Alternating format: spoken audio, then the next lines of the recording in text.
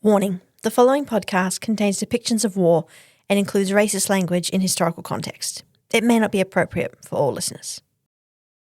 It's the 8th of December 1941, and Australian families all across the country are gathered around their radios as the recently elected Prime Minister John Curtin delivers dark news to the nation. It is our privilege tonight to introduce the Prime Minister, the Honourable John Curtin. Ladies and gentlemen, the Prime Minister. Men and women of Australia, we are at war with Japan. That has happened because in the first instance, Japanese naval and air forces launched an unprovoked attack on British and United States territory. Australia's already been at war now for over a year, fighting Germany and, more recently, Italy, and entered both those conflicts at Britain's request. Even the declaration of war many remember then Prime Minister Robert Menzies making on the 3rd of September 1939 reminded them that Australia was going to war not for herself, but because she was a loyal imperial subject. Here is the Prime Minister of Australia, the Right Honourable R.G. Menzies. Fellow Australians, it is my melancholy duty to inform you officially that in consequence of a persistence by Germany in her invasion of Poland, Great Britain has declared war upon her, and that as a result, Australia is also at war. Curtin's radio address, calling on the men and women of Australia, is the first time an Australian leader has declared that Australia will go to war of its own volition and not at the request of another power. The significance of this is not on the minds of those listening to Curtin's patriotic call. For your courage, your physical and mental ability, your inflexible determination that we as a nation of free people shall survive. Rather, they're afraid. Afraid for themselves, for their families, and for the many Australian troops stationed in places like Hong Kong, Malaya and Singapore who are right in the path of the oncoming Japanese. No one is shocked to hear that war has been declared. After all, papers have been talking about nothing for the past 12 hours but that at places as far apart as Honolulu, Nauru, Ocean Island, Guam, Singapore and British Malaya, guns from Japanese warships, bombs from Japanese aircraft, shots from Japanese military forces struck death to United States citizens and members of its defence forces, to the peaceful subjects of Great Britain, and to her men on ships and on the land. Curtin also wants everyone, every Australian listening to his broadcast, to know that these wanton killings will be followed by attacks on the Netherlands East Indies, on the Commonwealth of Australia, on the Dominion of New Zealand, if Japan can get its brutal way. yes, Japan will not stop, says Curtin, until it has the whole Pacific under its thumb. And that means Australia must prepare for that most dreadful of all possibilities, invasion. But Curtin assures everyone that Australia is ready for anything. I can give you the assurance that the Australian government is fully prepared.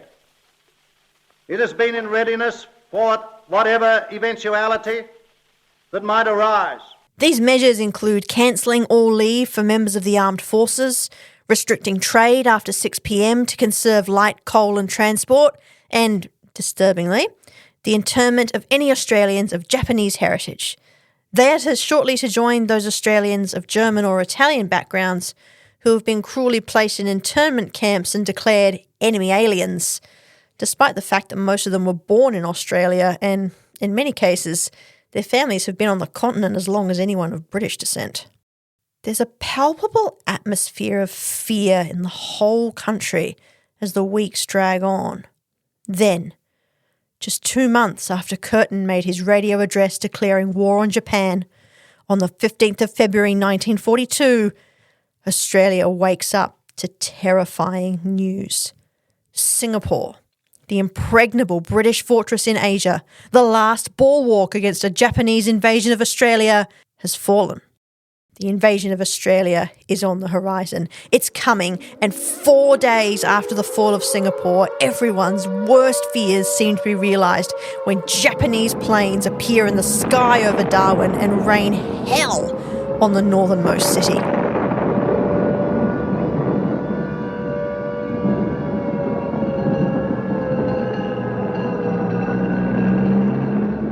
Throughout 1942, every Australian lives in fear of what they've been told again and again is an imminent doom.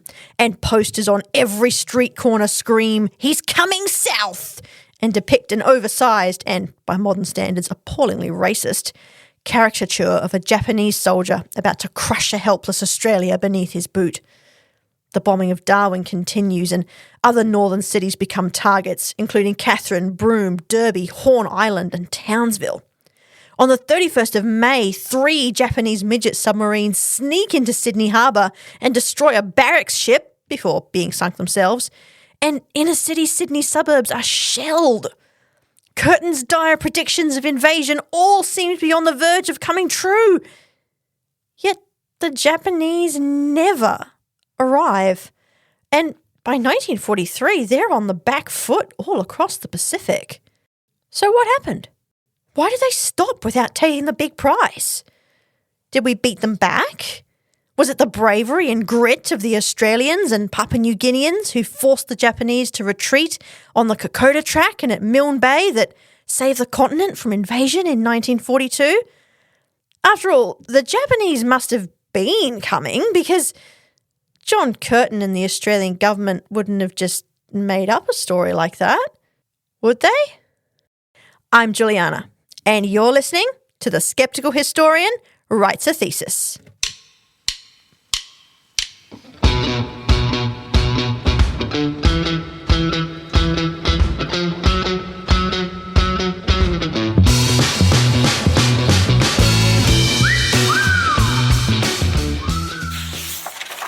Hello, my fellow skeptics, and thank you once again for joining me. Before I begin today's podcast, I would like to acknowledge that this episode is being recorded on the sovereign lands of the Wurundjeri Wathaurong people, who have cared for this country for more than 65,000 years and continue to do so today. I also want to reiterate that we are going to be talking about war today, and also the beliefs and attitudes of an Australia which was still ruthlessly determined to be a whites-only nation, so there will be some racist language in context today. You'll also have noticed that we're a long, long way away from Eureka today. I've had some feedback that people would enjoy a bit more general Australian history again, and I'm more than happy to oblige, but because I am still writing my thesis at the time of recording, most of the episodes this season will remain Eureka-centric. I just don't have as much time to research other topics as I would like, and my priority does need to be completing my thesis before the end of 2024, which actually isn't all that far away, just about 4 months at the time of recording. Wow, doesn't time go fast, my friends? But today, we're going to explore one of the greatest myths of World War II, that the Japanese were coming. I was recently, that is at the time of recording, at a history conference, and one of the papers presented was on this very topic. Now, no serious Australian or military history historian believes the Japanese were ever going to invade, and I'll explain why that is in a minute, but it's one of those popular history myths that just refuses to die. The paper that was presented considered how the propagation of this myth affects people's understanding of Australia's contribution to World War II. Now, we did a lot in both Europe and the Pacific, and our armed forces were absolutely essential in turning the war for the Allies. Royal Australian Air Force pilots flew in the Battle of Britain, and the Royal Australian Navy engaged with the Regia Marina when the Italians entered the war in June 1940. The Australian Army fought alongside British and French forces in the Mediterranean and North Africa. We fought with the Americans at the Coral Sea and Midway, and, of course, were part of the famous victories at Imita Ridge, the Kokoda Trail, and Milne Bay in 1942. Later, we were heavily involved in pushing the Japanese entirely out of Papua New Guinea and then off the surrounding islands of Borneo and Bougainville. Now, these two particular fights were still going when the Japanese surrendered in 1945. Now, this, of course, is to say nothing of the RAAF air and ground personnel who countered the bombing raids in the north of Australia, or the sailors who sunk Japanese submarines in Sydney Harbour and off the Australian coast. We might have made our mark overseas, but we put just as much into defending our own country. In short, everywhere there was a major land, air or sea battle in the Pacific or Western Europe, Australian troops were there. Around 39,000 Australian service personnel gave their lives in World War II, and roughly 30,000 were captured out of about 1 million men and women who saw active service.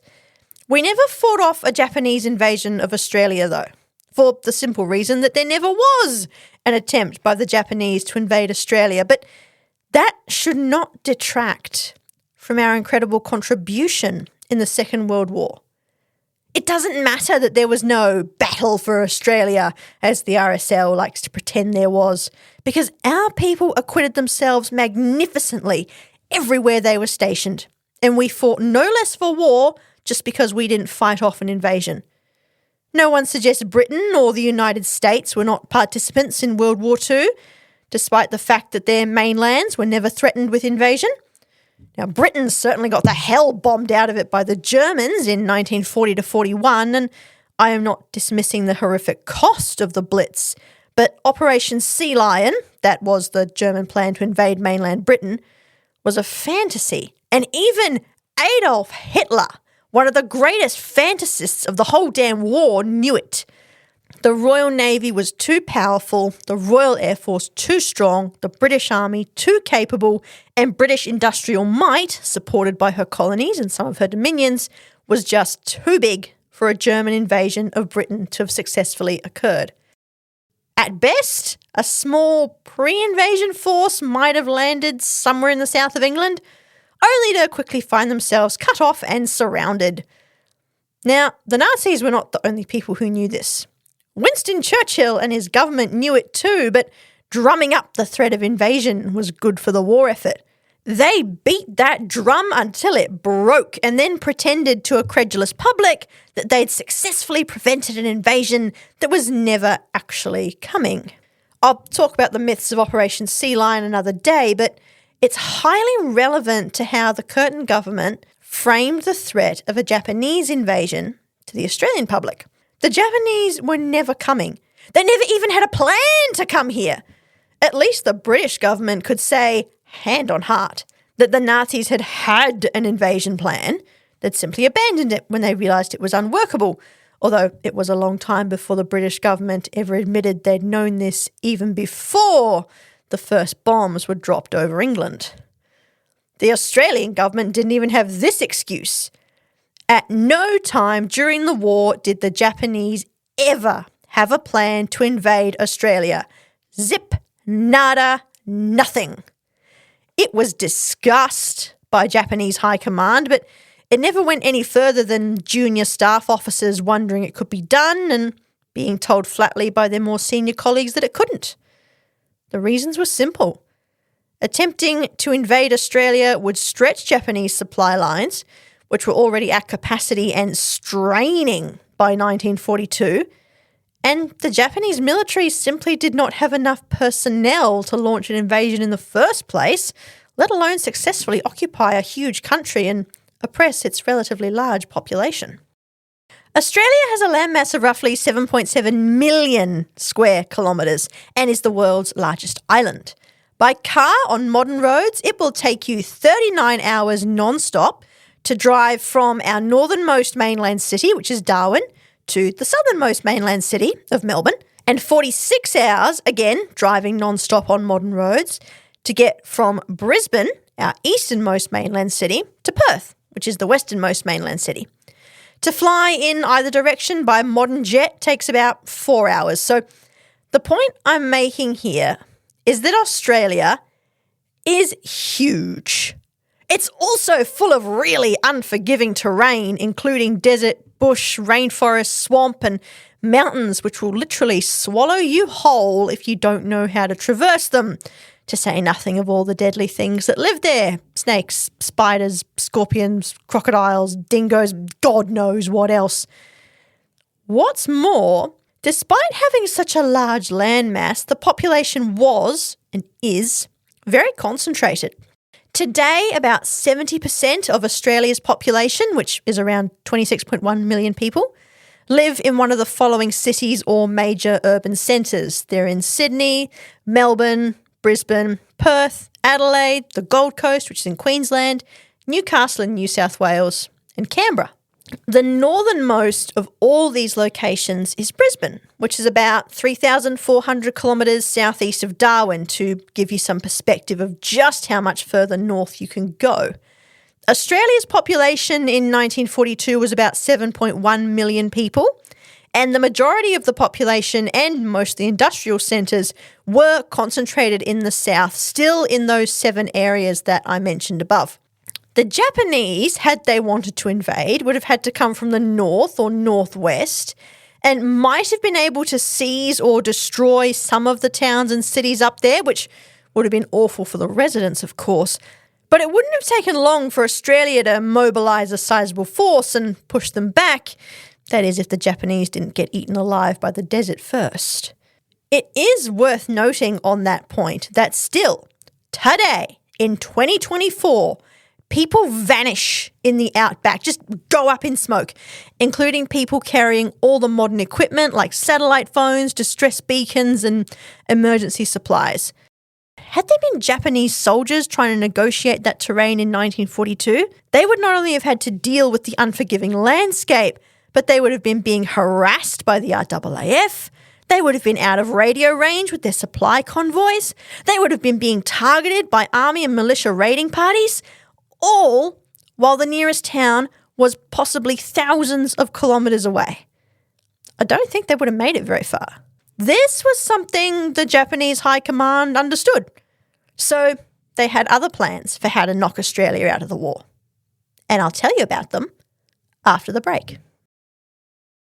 And this is The Skeptical Historian Writes a Thesis, although I'm taking a break from Ballarat and exploring one of the most contentious questions of 20th century wartime Australia. Were the Japanese planning to invade? As we heard before the break, the answer is no. No, they were not. They correctly felt it was not practical or possible, but that didn't mean they didn't have plans for Australia in the long term. By 1942, Japan had conquered the empire it had dreamed of when it had launched its invasion of Manchuria in China in 1931. Now, this is an important point because in the West, we tend to think of World War II as stretching from 1939 to 45 or 1941 to 45 if you're in the United States. The Japanese had been at war for 10 years before they joined the Axis powers and launched their simultaneous raids on British and American targets in the Pacific. 10 years is a long time, and conquest takes consistent work because the people who are being conquered will push back against you. The Japanese faced the same problems that have beset establishing empires since time began.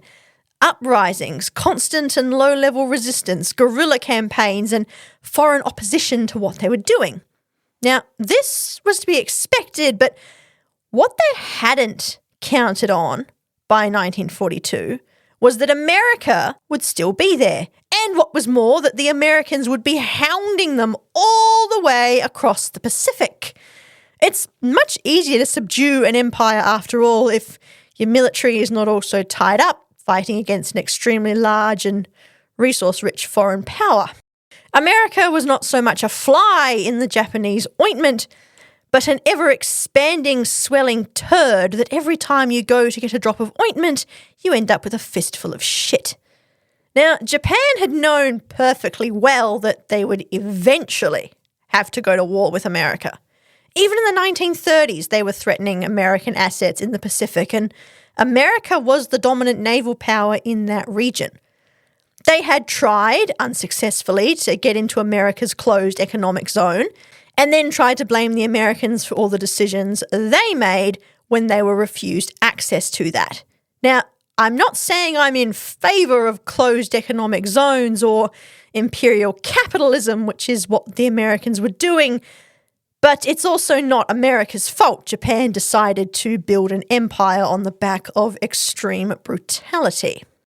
Now, the Japanese had hoped that their attack on Pearl Harbor in December 1941 would destroy, or at least very severely cripple, America's ability to successfully resist Japanese occupation in the Pacific. Now, as we know, America did not escape unscathed from Pearl Harbor, but it wasn't the crushing defeat the Japanese had hoped to inflict either, and it meant they had to divert a lot of their resources into the war with America and her allies, Australia being among those, rather than shoring up their position in the colonies. And before any conspiracy theorists send me long messages on Instagram, I'm not going into why the aircraft carriers were not at Pearl Harbor. That's another episode for another day, but I'm also not being drawn into theories about whether Roosevelt did it on purpose. Let's just stick with the facts, please. But what did this have to do with Japan's long-term goal for Australia? Well, eventually, they hoped that Australia would willingly, or at least non-violently, join the Japanese Empire. To successfully invade, the Japanese would have needed years to first establish their grip on the rest of the Pacific, during which time Australia would have been watching, waiting and strengthening its own defences, and Japan would have also had to definitively and permanently destroy American naval power in the Pacific. However, there was another option. They couldn't invade, but if Australia, and incidentally New Zealand too, could be cut off from our allies in America and Europe, then they might be able to starve and isolate us into submission. And if that happened, the Australians might be more willing to come to the negotiating table and sign an agreement with Japan, become part of the Japanese Empire rather than the British Empire. This would deprive Britain of a source of troops and raw materials and would also prevent America from using Australia as a staging ground for its own operation to force Japan out of the Pacific. Yes, cutting Australia off would be less resource intense, less time intense, and might just give Japan the big prize it wanted without having to spill too much Japanese blood.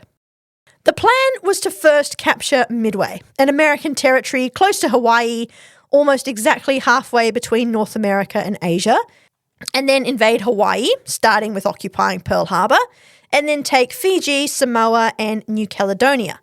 Now, this would have completely cut Australia off from the United States and Britain, and also given Japan a platform, that is Hawaii, from which they could commence bombing raids of the mainland United States. Had they been able to realise this strategy, they could have caused a whole lot more damage to Australia and Australian morale than by invading. Of course, we would have fought back, and it's impossible to know whether the Japanese would have been able to maintain what was effectively a massive blockade, but that was their plan for us. Cut us off and pressure us into submission. So why didn't they do it? Or why couldn't they do it?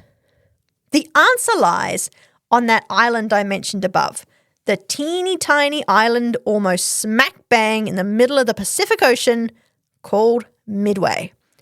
Midway was, and still is today, an American territory, and its strategic importance in the Pacific War cannot be overstated. Midway was quite literally the linchpin of Pacific operations, and whoever controlled that little island had the ability to dominate the entire Pacific Ocean from Asia to North America. All of Japan's plans for forcing South Pacific nations to surrender, or at the very least keeping them from being effective players in the war, hinged on them being able to take and hold Midway. This would have only been possible if Japan had been able to definitively defeat American naval power in that region and take control of the Pacific. So are we seeing a pattern here? There's something that needs to happen before Japan can realise any of these goals. Now, as you can imagine, Midway was also strategically valuable to the Americans, and they were perfectly aware the Japanese wanted it. The planned Japanese surprise attack to invade Midway was met by an American ambush, and ultimately the Japanese were driven back, so they never realised their ambitions for Australia or the South Pacific. Without Midway, their entire plan was in tatters, and their resources were stretched even further after this battle because they lost a good number of aircraft carriers and a large amount of personnel.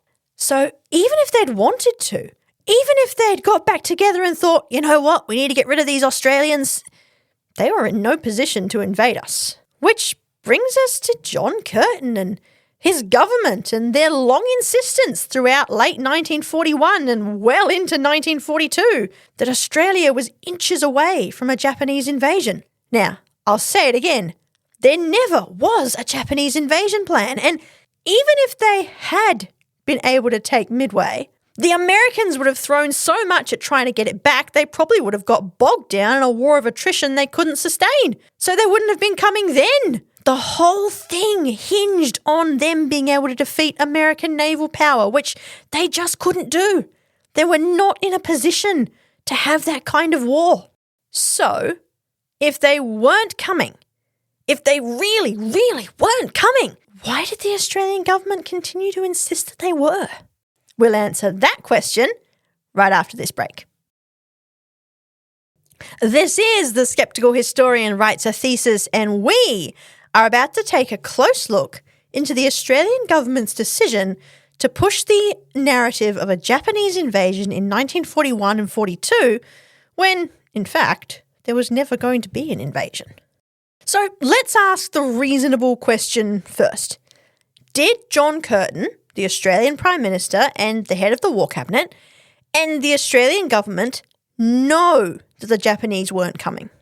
After all, if they didn't know, it would have been reasonable for them to assume an invasion was possible. From the outside, the Japanese looked pretty unstoppable in 1942, although, as we heard earlier, they weren't, and they were actually reaching their limits and had certainly invaded everywhere else on the way to Australia. But let's consider this a bit more deeply. We know Curtin received regular briefings from the various Australian and later American commanders, including intelligence briefings on what the Japanese were up to and what the intended response was. Most of these briefings are still classified, so we don't know what was in them, but we know they happened and we know they were documented because of an inquiry that was held after the war. Whether they should still be classified is another argument for another day. It's reasonable to assume that within these briefings, Curtin asked for and received analysis on whether a Japanese invasion of Australia was A, possible, and B, likely. He would have needed this information because it would have been up to him to authorise counter-invasion measures that would need to be undertaken by the Australian military. So, did they tell him the Japanese were coming? Did the Australian military even know themselves? Well, we have the answers to both these questions from that post-war inquiry I mentioned above. The military made it very clear to Curtin and the War Cabinet that the Japanese were not coming and that they had no intention of invading Australia, at the very least in the short term. How did they know this? Well, the Australian military could read Japanese codes. In fact, we'd been reading their codes since the end of the First World War.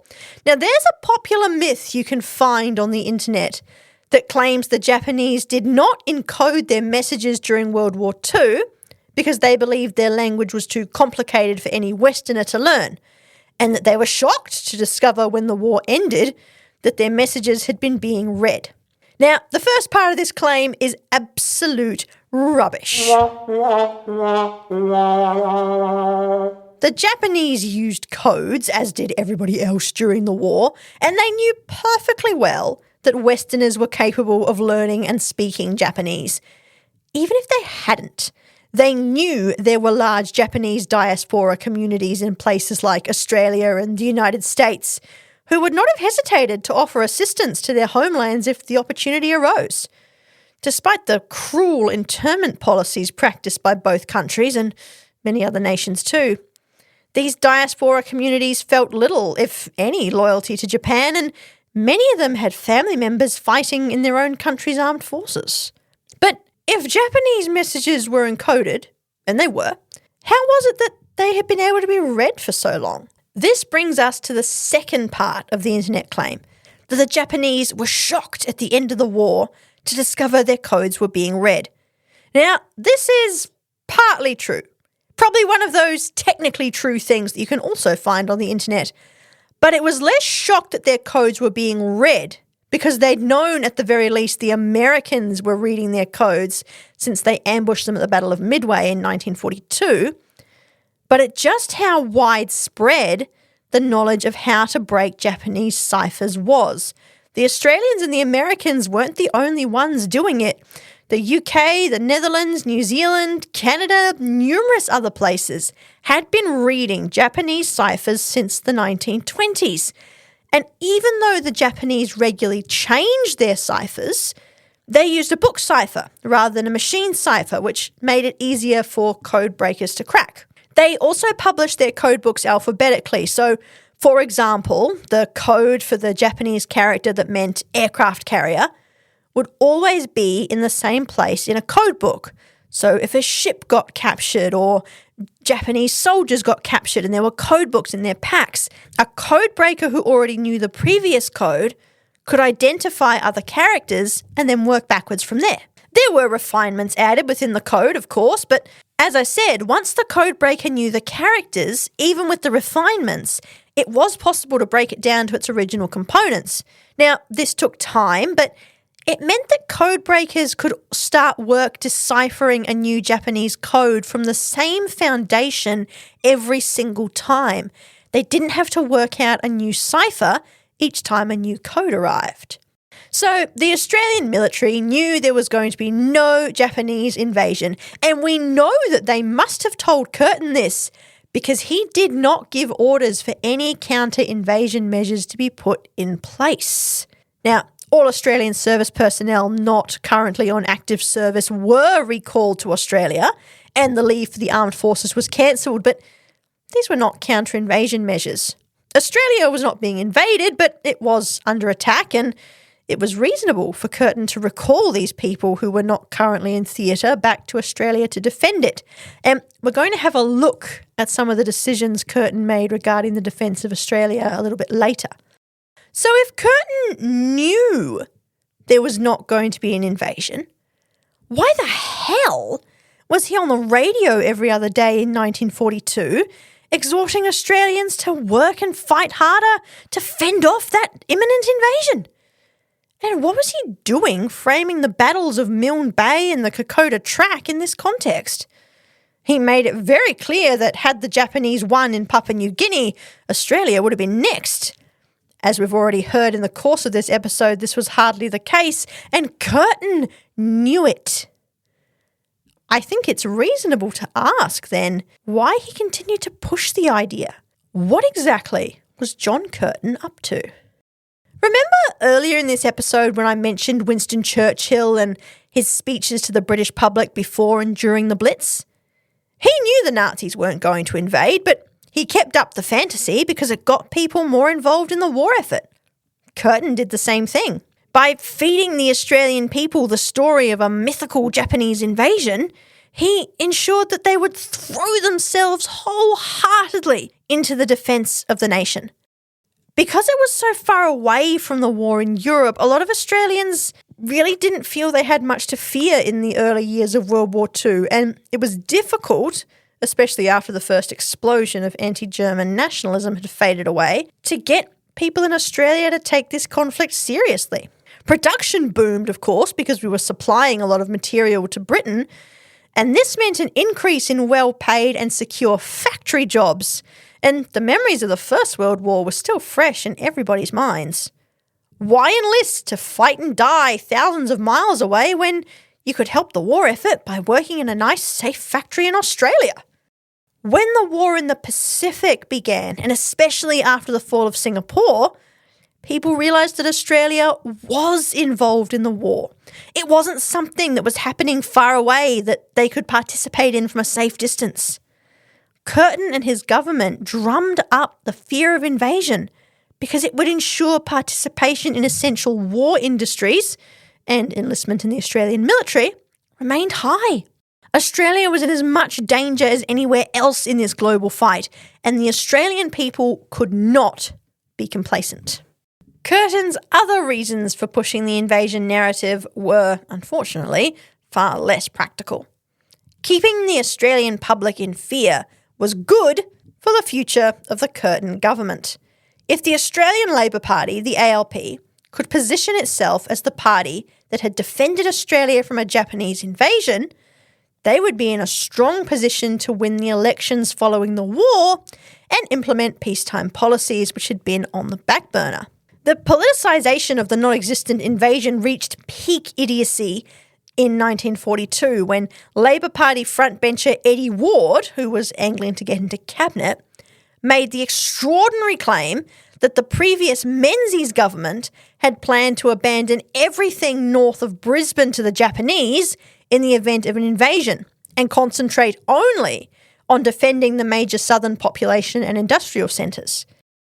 As you can imagine, the newspapers absolutely loved this story, and it outraged the populations of northern Australia, especially in the major cities north of Brisbane, such as Darwin and Townsville. To make matters worse, these were the very cities which later came under attack by the Japanese, and Labor made quite a show of the air defences introduced under its government, while also trying to keep news about just how devastating these attacks were out of papers in the south of Australia.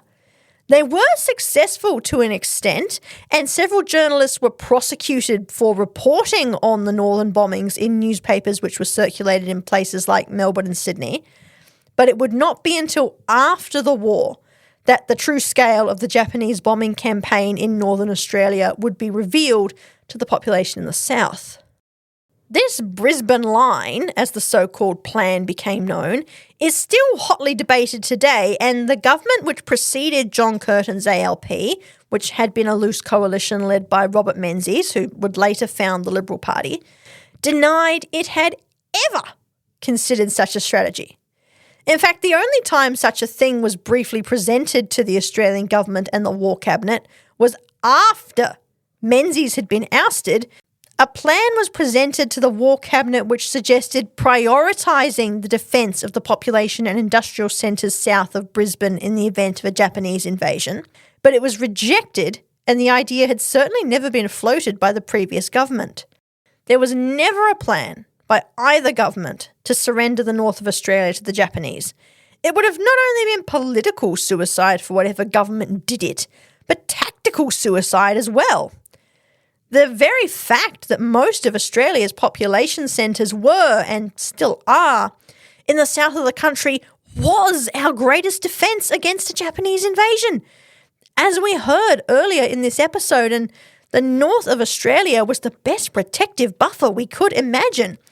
Thousands of kilometres of sparsely populated, inhospitable terrain, which an invading enemy has to find some way across, all while being harassed by the Australian military who have a home advantage. Giving that up and allowing an invading force to set up shop within reach of all the major population industrial centres would have been beyond stupid. However, pretending that the previous government had been going to do just that was good for the ALP. It didn't matter how often Menzies' United Australia Party, no relation to the party of the same name today, or the Country Party, who later became the Nationals, vowed and declared that they had never planned any such thing, because Labor, and especially Eddie Ward, continued to push the narrative.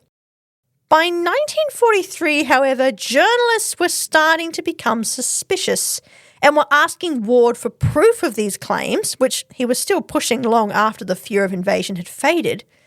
And he did what all conspiracy theorists do when pressed for documents.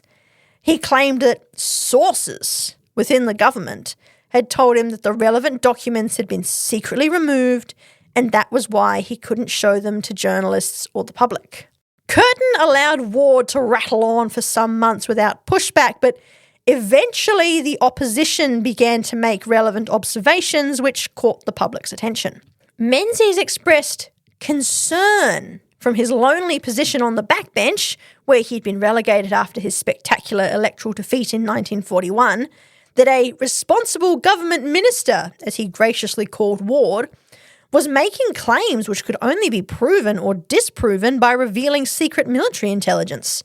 The Australian military themselves also wanted Ward to shut up because his claims were alarming their personnel in the far north, along with their families who were still, for the most part, in the south.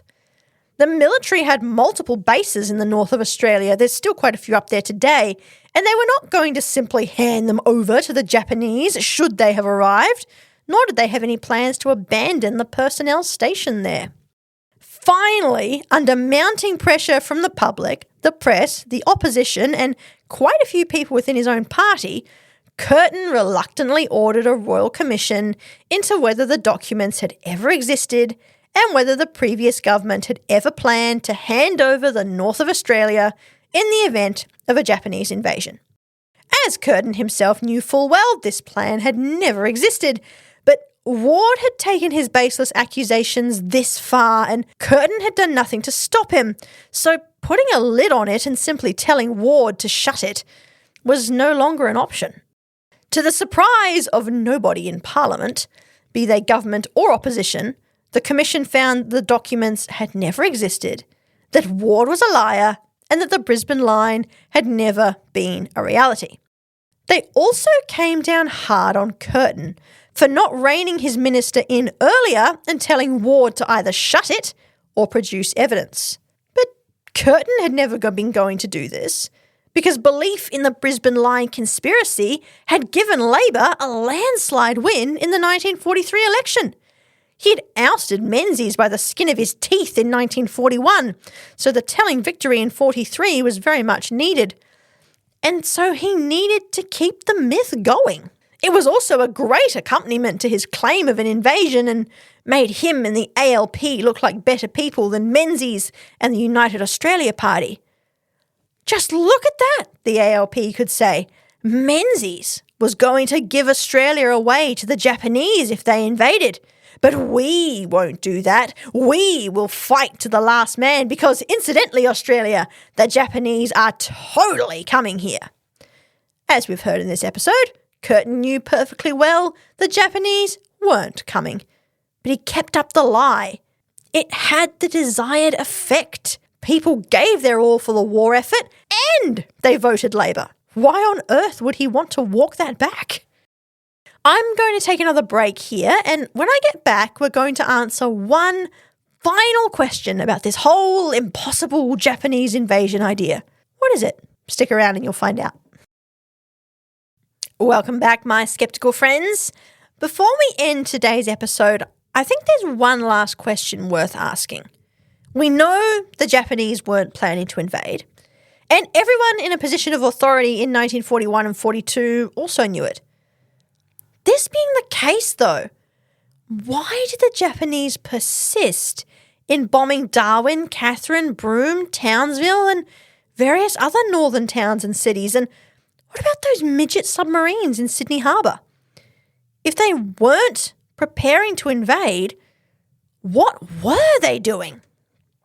The short answer is that they were doing what enemy combatants always do to each other.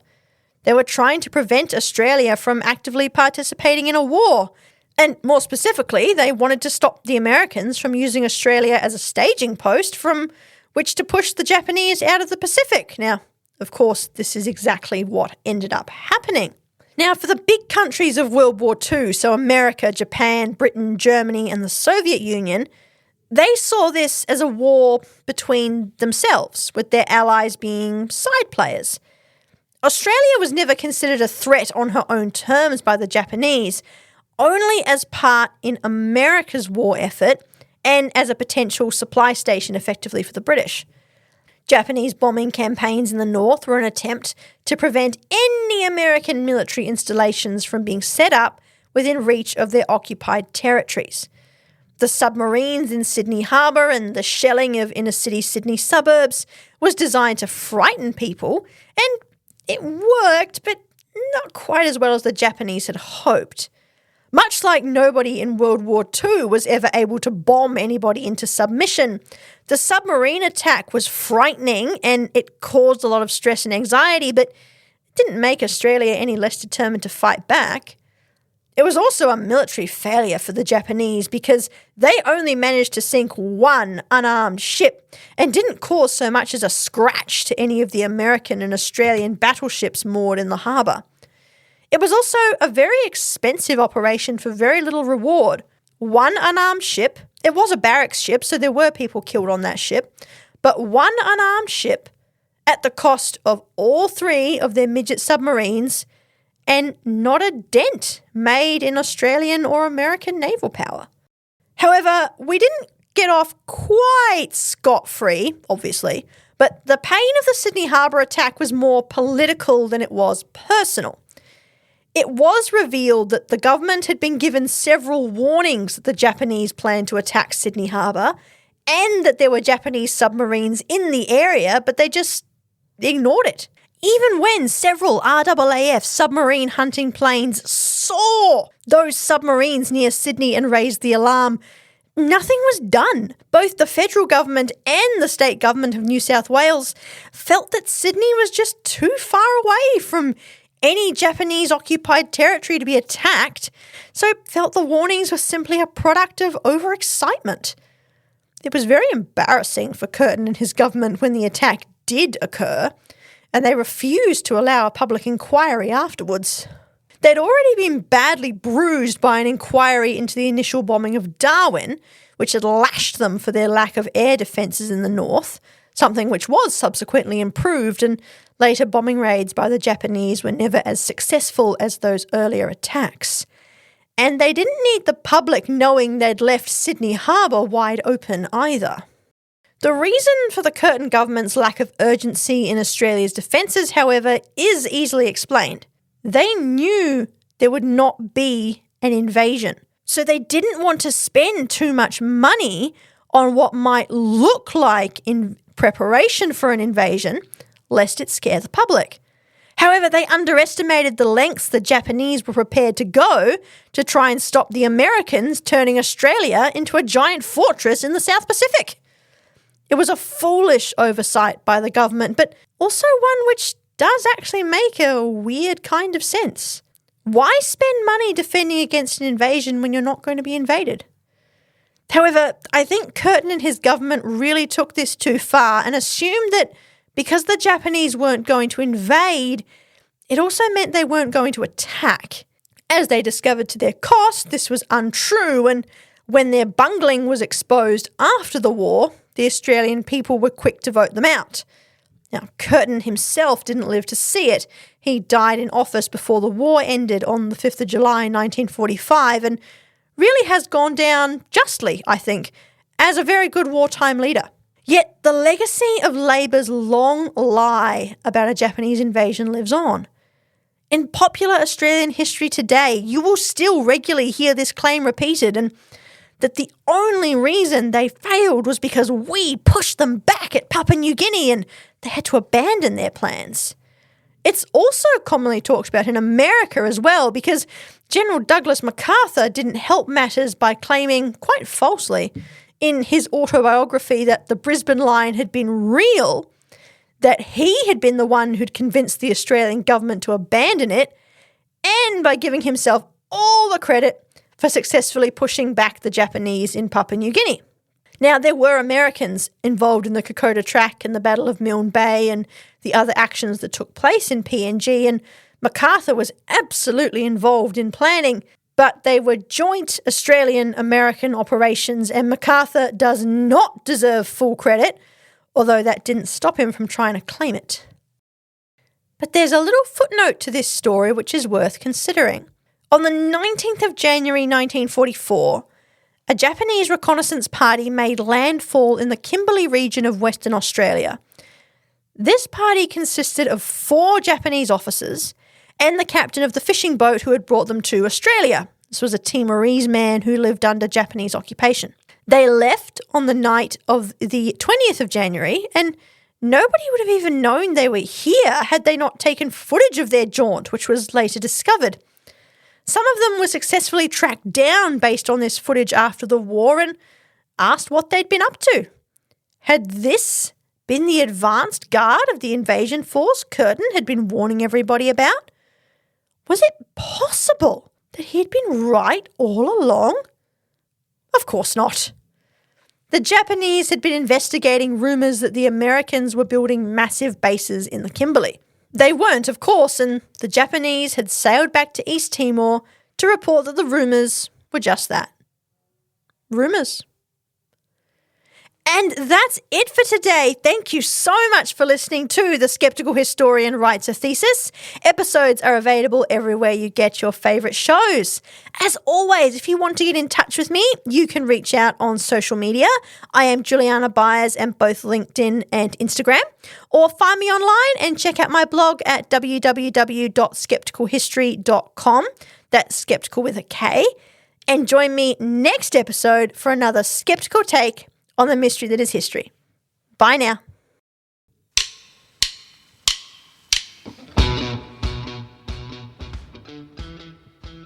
The Skeptical Historian is researched, produced and hosted by me, Juliana Byers. You can find a full list of resources used in my research by going to my rss.com podcast page, clicking on the relevant episode, opening the transcript and scrolling down to find the sources. That's rss.com/podcasts/the-skeptical-historian. Sound effects are by Adobe Creative Cloud, Pixabay and Epidemic Sound, used under the appropriate license. The music track The Whistle Funk by Telsonic was also used under license. Podcast hosting is by rss.com. See you next time, skeptics.